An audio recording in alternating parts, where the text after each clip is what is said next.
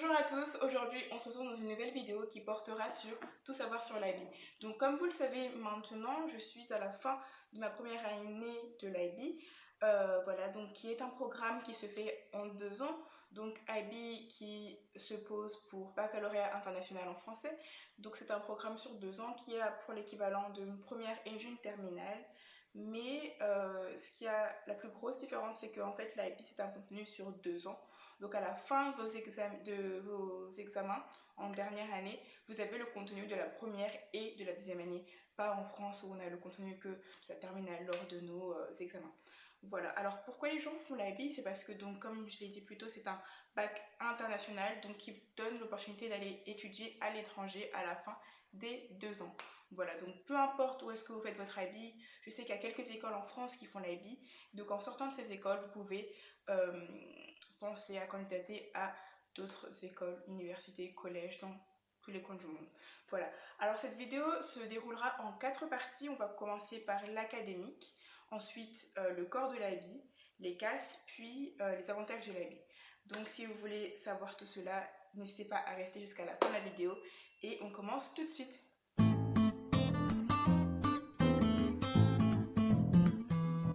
Donc commençons avec l'académique. Alors tout d'abord, je tiens à préciser que l'IB est un bac qui se fait totalement en anglais. Donc voilà. Alors ensuite, l'IB est divisé en 6 groupes de matières. Alors là, j'ai la liste sous mes yeux. Alors il y a études en langue et littérature, on a acquisition de langue, on a individu et société, on a sciences, mathématiques et arts. Voilà. Donc en fait, il faut prendre une matière dans chaque groupe. Alors, le 6e groupe qui est art n'est pas obligatoire, ce qui veut dire que vous n'êtes pas obligé de prendre une matière dans l'art. Et dans ce cas-là, vous pouvez prendre une deuxième matière dans les 5 autres que j'ai citées avant. Il faut savoir qu'il vous faut 3 matières en haut niveau et 3 matières en niveau standard. Alors par exemple en littérature et langue, c'est tout ce qui est par exemple, ça va être anglais à français à mandarin à espagnol à... Donc voilà, donc je tiens à dire que tout dépend en fait de l'école dans laquelle vous êtes. En fonction des professeurs, il y aura des langues que vous aurez, d'autres que vous n'aurez pas. Donc voilà, ça dépend. Donc ensuite, en acquisition de langue, donc c'est tout ce qui est, par exemple, je sais pas, en France, vous faites par exemple en deuxième langue espagnol. Donc vous avez la possibilité de prendre acquisition de la langue espagnole. Ou alors il y aura, je sais pas, japonais. Ça dépend vraiment des lycées. Il y aura par exemple anglais B pour les personnes qui ne parlent pas anglais couramment et qui cherchent à approfondir leur anglais. Ensuite, en individu et société, vous aurez économie, global politique, vous aurez anthropologie. Tout ça encore dépend de l'endroit dans lequel vous êtes. Par exemple, si je vous mettrai ici une photo des matières que nous on a à UWC Atlantique pour vous montrer un peu. Alors les sciences, vous avez, alors tout est séparé, vous avez chimie, vous avez biologie, vous avez chemistry, vous avez ISS qui est une science un peu, environnement, société, tout ça. Donc je crois que c'est tout physique, voilà. Donc vous pouvez prendre une ou deux, ça dépend. Et puis ensuite vous avez mathématiques. En mathématiques on a 4 niveaux, donc pareil, je tiens à le préciser, ça dépend de là où vous allez. Alors vous aurez enfin on a 4 niveaux, on a 2 niveaux. Math AA qui va être tout ce qui est analyse et j'ai oublié qu'est-ce que c'est. En fait, ça va être tout ce qui est les maths pures, on va dire. Et puis ensuite, vous avez maths AI, qui est donc analyse et interprétation, tout ce qui est statistique, probabilité, tout ce qui est géométrie, enfin, tout ce genre de trucs, voilà. Après, voilà, enfin, à vous de vous renseigner. Sur le site de l'IB, vous avez le descriptif de toutes les matières. Vous pouvez aussi regarder le programme de ce que vous faites. Donc pour être clair, les matières varient en fonction de l'école et des professeurs que vous avez dans votre lycée. Donc vous n'aurez pas les mêmes matières partout ailleurs. Donc pour vous faire un exemple, moi mes matières pour l'IB en haut niveau sera anglais B, économie et global politique. Et puis ensuite en standard niveau, j'ai ISS parce que je ne suis pas du tout scientifique, donc c'est la science la plus facile on dirait, mais j'y arrive pas trop, mais voilà. J'ai self-taught français. Comme on n'a pas de prof qui nous fait du français littérature, et pas je fais mon français littérature par moi-même en fait. J'ai un professeur qui me supervise, mais je dois apprendre toute seule en français et me former toute seule en français. Mais pour le self-taught, enfin, c'est compliqué d'expliquer, donc je dirais pareil, renseignez-vous en détail sur la matière. Et qu'est-ce que j'ai d'autre? J'arrive pas à m'en souvenir. Qu'est-ce que j'ai? J'ai oublié. Qu'est-ce que j'ai? Et j'ai maths AI SL, donc voilà, c'est le niveau de maths le plus facile et très contente de l'avoir pris parce que du coup j'arrive à exceller facilement. Alors maintenant vous devez vous demander quelle est la différence entre standard niveau et haut niveau. Alors tout d'abord la différence sera sur le temps en fait de la classe. Donc par exemple mes cours de standard niveau SL dureront 50 minutes, alors que mes cours de haut niveau HL dureront 70 minutes. Voilà, donc ça c'est dans mon école, je ne sais pas si ça s'applique dans toutes les écoles, mais ça c'est une des différences. En termes de examens, les examens en standard niveau seront plus light, plus légers que ceux en haut niveau. Par exemple, je sais pas, en global politique, ça c'est là où il y a la plus grosse différence, je dois écrire 3 essais et j'ai 2 € si je suis en HL. Mais alors que si je suis en SL, j'aurai un oral et 2 essais à écrire pour mes examens de fin d'année. Donc voilà, ça c'est par exemple une des différences entre la global politique, HL et SL. Je tiens aussi à dire qu'en termes de devoirs, ça sera beaucoup plus consistant, je dirais. Par exemple en global politique, bon, en global politique, mon prof ne fait pas de différence dans les devoirs, mais on a des tonnes et tonnes de lectures et de choses à faire. Alors ensuite, je tiens à vous donner des conseils sur le choix de vos matières parce qu'on ne rigole pas avec l'IB, le niveau est très élevé, que ce soit en standard niveau ou en haut niveau. Donc d'abord, pensez aux matières que vous aimez, des matières dans lesquelles vous pourrez vous investir et que vous allez être motivé d'étudier. Pensez aussi à ce que vous voulez étudier plus tard à l'université si vous avez déjà une idée. Prenez des matières qui vont dans le sens de vos études en fait, voilà, dans ce que vous voulez étudier. Ensuite, pour ne pas faire des erreurs de vous êtes sous-estimé ou vous êtes surestimé, regardez le programme de chaque matière et les attentes et regardez par exemple des exemples d'examens parce que vous en trouverez. Regardez des exemples d'examens pour voir quelles sont les attentes de la matière pour vous familiariser avec. Alors, autre point dans Académie, c'est que l'IB est noté sur 7. Je ne sais pas pourquoi, j'ai essayé de le chercher, je ne sais pas pourquoi. Alors par exemple, on va faire des contrôles de maths qui vont être sur 40, mais le prof finira toujours par faire un pourcentage et le arrondir sur 7. Voilà, donc c'est l'unité, toujours tout est sur 7. Vous pouvez aussi avoir des notes sur 20, mais qui vont être switchées sur un 7. Comment les examens se passent? On a 3 papers, donc ils disent paper, voilà, je ne pourrais pas traduire parce que ça serait pas la même chose. Donc par exemple en économie, on a paper 1, paper 2 et paper 3. Donc paper 1, en économie, ça va être 2 questions et tu dois écrire 2 essais. Voilà. Paper 2, ça va être basé sur des articles et vous aurez des questions et plusieurs questions de cours, tout ça, de graphes. Et dernière question, vous aurez un essai. Paper 3, ça va être plus des calculs en fait et quelques définitions. Donc ça c'est en économie. Mais paper 1, 2, 3 en global politique, ça va être tout à fait différent. Donc voilà aussi à regarder les différences. Alors comme je vous ai dit précédemment, tout est noté sur 7. Donc pour l'académique des 6 matières, ça sera un total sur 42. Donc voilà, donc jusqu'à là, vous faites le calcul, vous comprenez, c'est sur 42. Et dernier point de l'académie, je veux parler de tous nos devoirs qu'on appelle Internal Assessment, IA. Donc en fait, c'est des petits mémoires, c'est des devoirs de recherche approfondis qui sont en général entre 2500 mots en fonction des matières, que ce soit HL ou SL aussi, il y a une différence, vous aurez peut-être à écrire 2 ou 3 ou 1, ça dépend. Par exemple en ISS, je sais qu'il n'y en a qu'un seul. En économie, il me semble que j'en ai 2 ou 3, je ne sais plus. Mais voilà, donc en maths, j'en ai un. Voilà. Donc c'est des choses que vous devez faire pour valider votre IB. Parce que si vous ne le faites pas, et vous ne pouvez pas valider votre IB. En général, ça se fait en 2 étapes. Il y a la partie brouillon, donc une première submission. Donc il faut que le travail soit achevé. Donc vous envoyez à votre professeur et vous faites des feedbacks et vous le corrigez proprement et vous le réenvoyez final. Et après, c'est corrigé par l'IB et tout ça, tout ça. Voilà, donc ça c'est pour la partie académique de l'IB. Passons au corps de l'IB.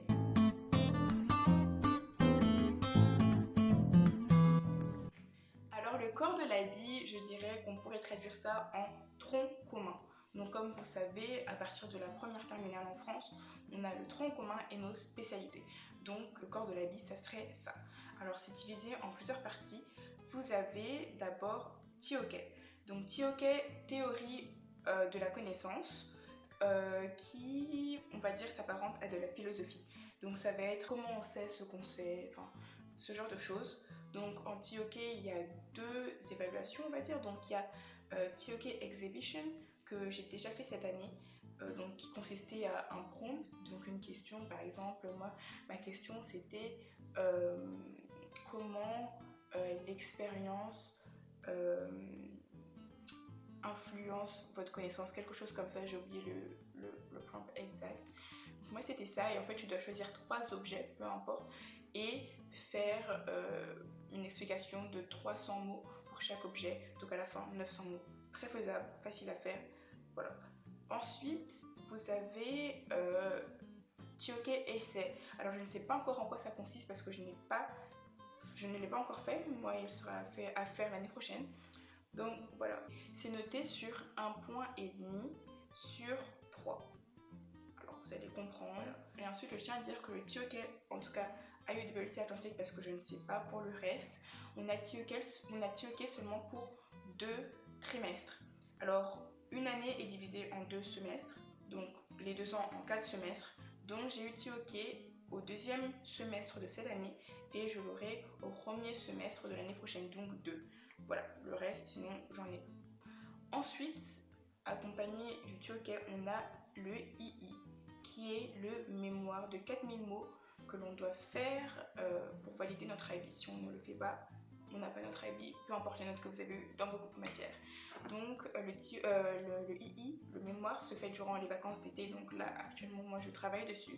Vous choisissez une matière et c'est un énorme travail de recherche sur une question. Et vous devez faire des recherches pour compléter votre travail. Et pareil, le II, donc ça peut arriver plus de 30 pages. Voilà, donc c'est un devoir très très important qui est aussi noté sur 1,5 point sur 3. Donc TOK plus II, ça vous fait 3 points. Voilà. Et donc comme j'ai dit précédemment dans l'académique c'est noté sur 42, plus ces 3 points, 45. Ce qui fait que l'académique plus score, ça vous fait un total de 45 points. Donc l'IB est un total de 45 points. Voilà. Donc c'est à la fin des 2 ans que vous savez votre résultat sur 45 points. Parce que avant, comme je vous ai dit, c'est un programme de 2 ans. Avant, en un an, vous n'avez pas eu le temps de tout faire, donc ça va être seulement sur 42.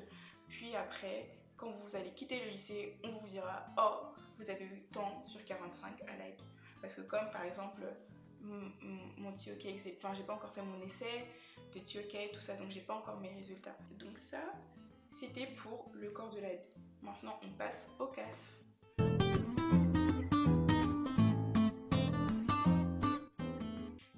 Alors Alors le CAS qui se traduit par créativité, activité et service est aussi une partie obligatoire de l'IB. Donc si vous ne faites pas, si vous ne validez pas vos CAS, vous n'avez pas votre IB. Et je tiens à dire que dans le bulletin, vos professeurs de CAS mettent des commentaires sur vous. Donc c'est très important. Enfin des commentaires, je dirais plus des appréciations sur vous. Alors créativité, ça veut être tout ce qui est artistique. Donc créativité, ça peut être faire de la céramique, ça peut être faire de la peinture, faire des bracelets, de la couture. Voilà, tout dépend de votre lycée et de ce qu'il propose. Parce que moi, à l'Université Atlantique, je devais choisir ce qu'il me proposait. Je ne pouvais pas dire « Oh, ça sera mon CAS » et choisir. Il faut que je choisisse dans une liste précise. Ensuite, activité, ça va être tout ce qui est sport. Donc ça peut être foot, volleyball, danse, pas dans mon lycée, mais ça peut être danse.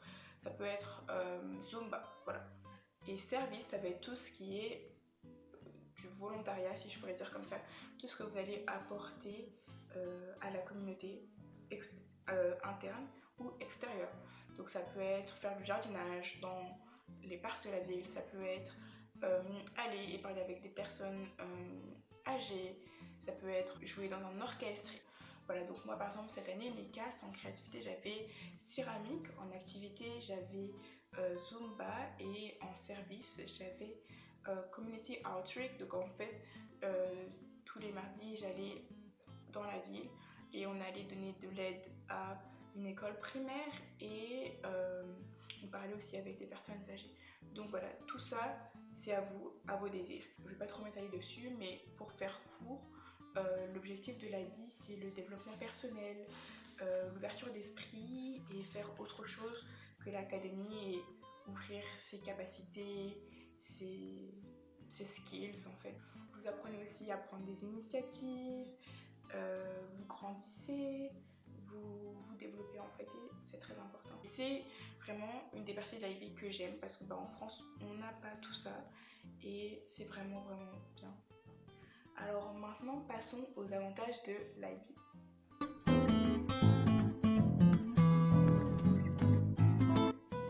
Alors les avantages de l'IB, donc premièrement vous prenez en autonomie, mais énormément, parce que les profs ne sont pas derrière vous et quand ils vous disent ok, il est lundi, vendredi prochain vous devez me rendre ça, vous lui rendez ça, et si vous le faites pas, c'est votre problème en fait. Vous êtes vraiment autonome et c'est vous qui prenez votre éducation en main. Donc ça c'est quelque chose que j'ai beaucoup apprécié dans l'IB. Ensuite, deuxième point, c'est qu'avec toutes les évaluations internes et externes qu'on a, je dirais plus même internes, on apprend à faire des recherches, on apprend à se cultiver, à avoir une pensée critique et à utiliser Google en fait, tout simplement. Donc ça, c'est très important et à apprendre à utiliser tous les outils, que ce soit Excel, Google, comment faire des citations, tout. Vous apprenez énormément de choses qui vous serviront à l'université et même dans la vie de tous les jours. Alors ensuite, je dirais que l'IB est très basée sur l'essai. Donc, par exemple, moi qui fais économie et global poétique, mes évaluations, c'est que de l'écriture. Donc vous apprenez à vous exprimer à l'écrit, mais aussi à l'oral et à développer votre vocabulaire en anglais, la façon dont vous écrivez. Et je tenais à ajouter que le fait, parce que l'IB, c'est pas blanc ou noir, c'est c'est gris, vous voyez ce que je veux dire? Ça veut dire que vous devez apprendre à développer une pensée critique. Tous les points que vous amenez dans vos essais, vous devez aussi les contredire et dire oh pourquoi finalement, vous évaluez tout le temps en fait. C'est toujours du oui et du non et du oh peut-être du gris, vous voyez ce que je veux dire? Donc ça c'est très important. Alors un autre point qui est un avantage pour l'IB, c'est que vous ne devez pas apprendre par cœur. Ce que vous devez faire, c'est de comprendre. Et ça, c'était une grosse différence. Au début, j'avais du mal, mais c'est une grande différence avec la France et qui est en général vraiment importante parce que vous arrivez en examen et vous connaissez, mais pas par cœur, mais vous comprenez ce que vous faites et ça c'est très important. Et donc pour ça, ce que je voulais vous montrer, c'est un bloc de pages qui dedans sera toutes les formules que vous avez besoin dans les matières scientifiques. Donc on en a un en maths où j'ai toutes les formules que j'ai besoin pour mes examens. Donc ça veut dire que pour mes examens, je viens avec et si j'ai besoin d'une formule, j'ouvre et j'écris ma formule et je fais mes exercices. Parce que eux, ils veulent voir que vous êtes capable d'appliquer la formule et non de dire la formule. Et vous avez ça aussi en physique, il me semble, en chimie, et je suis pas sûre, peut-être biologie, mais ça je ne suis pas sûre. Alors ensuite, je dirais que l'IB, c'est un programme qui est très clair dans le sens où ils vous disent quels sont les attendus. Quand vous ouvrez la page à un nouveau chapitre, on va vous dire dans le chapitre 4.1, vous devez être capable de faire ça. Dans le chapitre 4.2, vous devez savoir faire ça. Donc, en fait, si vous suivez à la lettre ce qu'on vous demande de savoir faire, normalement, vous réussissez dans tous les cas. Toute l'année, nous sommes préparés à nos examens. Pourquoi? C'est parce que, par exemple, en France, quand vous avez une évaluation de maths, vous avez une évaluation de maths sur un chapitre, ok. Mais ce n'est pas le même format que vous retrouverez à votre examen de maths en France. Est-ce que vous voyez ce que je veux dire? Ou pareil, en économie, vous aurez peut-être une évaluation de connaissances, mais qui ne ressemblera pas au format de l'examen. Voilà. Mais sur l'IB, toutes vos évaluations que vous faites en classe ont la même forme que vos examens. Donc ça veut dire que en global politique, toute l'année, je m'entraîne à faire un paper 1, un paper 2. Et quand j'arrive à mes examens, je connais le format. C'est le même format, mais juste que le contenu change. Je sais que ma question 1, ça va être dire 3 choses sur cet article. Je sais que ma question 2 va être définir un terme de mon cours. Je sais que ma question 3 va être une comparaison et un contraste entre deux articles et que ma question 4 sera un essai, vous voyez. Donc ce qui fait que si vous apprenez bien le format et les attentes de chaque question pour toutes vos matières, dans tous les papers, en fait vous savez en quoi consistent vos examens et après ça va être juste apprendre le contenu. Voilà, donc ça c'est aussi un des points très clés de l'IB.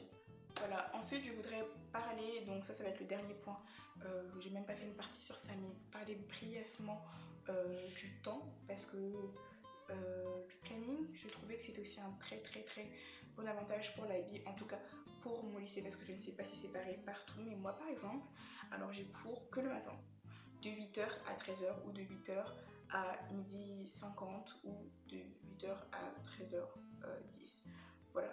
Donc, et l'après-midi, j'ai mes classes à partir de 14h ou un peu plus tard, ça veut dire 16h, 19h ou 19h, 21h, ça dépend de l'organisation de votre collège. Ce qui fait que vous avez beaucoup de temps pour faire du travail personnel.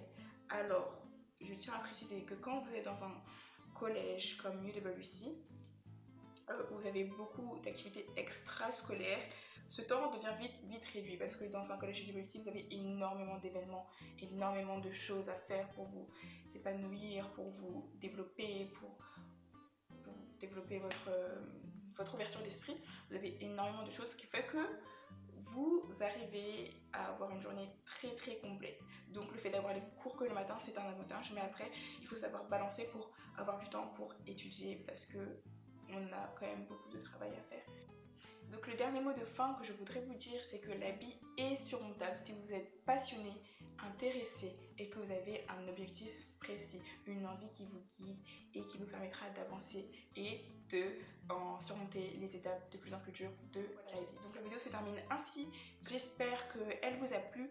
N'hésitez pas à commenter si vous avez des questions particulières ou que vous voulez un détail plus précis sur une information. N'hésitez pas à liker, vous abonner, activer la cloche de notification pour ne rien manquer et je vous dis à la prochaine pour une nouvelle vidéo. Bye bye.